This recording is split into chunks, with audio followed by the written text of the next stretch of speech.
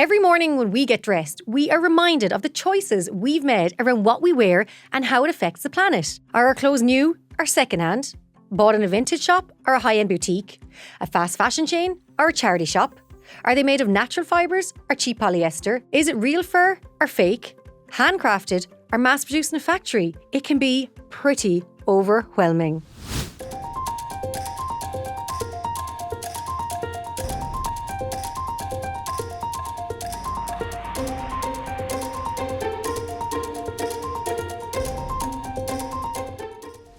Hello, I'm Meghann Scully and welcome to Re-Energise, the show that looks at sustainability in all its forms and what we all can do to shape a clean energy future. There's no doubt that fashion plays a huge part in climate change. Around 10% of global emissions come from the industry and staggering amounts of textile waste are created each year. We are stuck in a cycle of fast fashion and poorly made disposable clothes. You can get the wool pulled over your eyes about how bad the fast fashion industry is. Like the chemicals that are used, the microplastics to get into like stuff that's thrown away into landfill. People getting things and them literally lasting 2 or 3 wears and they're just kind of falling apart. And they're that cheap for a reason. Like someone's paying the price for your clothing to be that cheap with fast fashion stuff. But like the marketing campaigns they do are like second to none. This is Cian Charlton, who owns 35 Vintage, a vintage clothes shop on Fade Street in Dublin. Cian's business has grown from selling his own clothes online to a shop in a former nightclub in Mayo to the current home of 35 in the very centre of Dublin.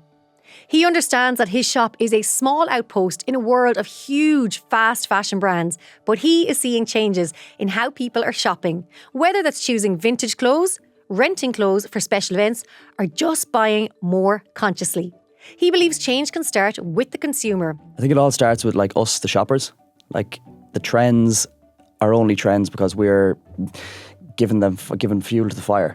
So like if people stopped buying all the latest trends and the fast fashion cheap stuff, they're not going to produce it. And like people like showing that they care about this kind of thing, it shines back. Like the profits are all the fast fashion companies care about really at the end of the day. Like something that I think personally is crazy is that vintage clothes, we have to pay full VAT on vintage clothes. I don't know, it could be something to look at, like as in governmentally, that the zero VAT on vintage clothes because it's sustainable. The VAT would have been paid wherever a couple of years ago when people bought it new. While Cian is searching for vintage stock and curating events, Aoife's designing clothes for her luxury fashion label Aoife McNamara, a company which was Ireland's first B Corp fashion brand.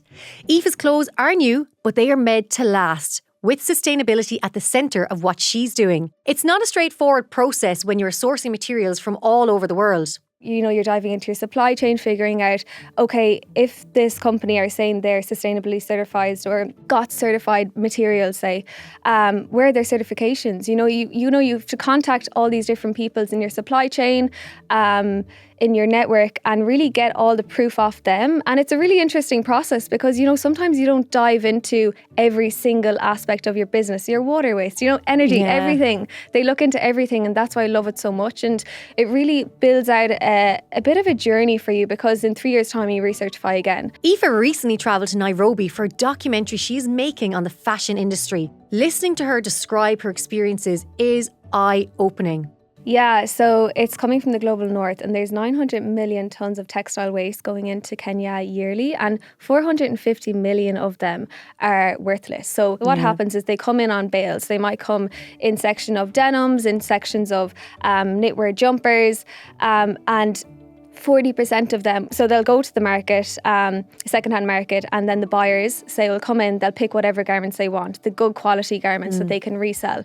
The ones that they can't resell, that's the issue. That's the fast fashion garments because they're the ones that are, we were in the secondhand market. We were meeting the buyers as they were picking the pieces, and I was like, okay, what's wrong with this one? Like, oh, there's a little tear there, no one will buy that. The ones they don't want will then go to the landfill.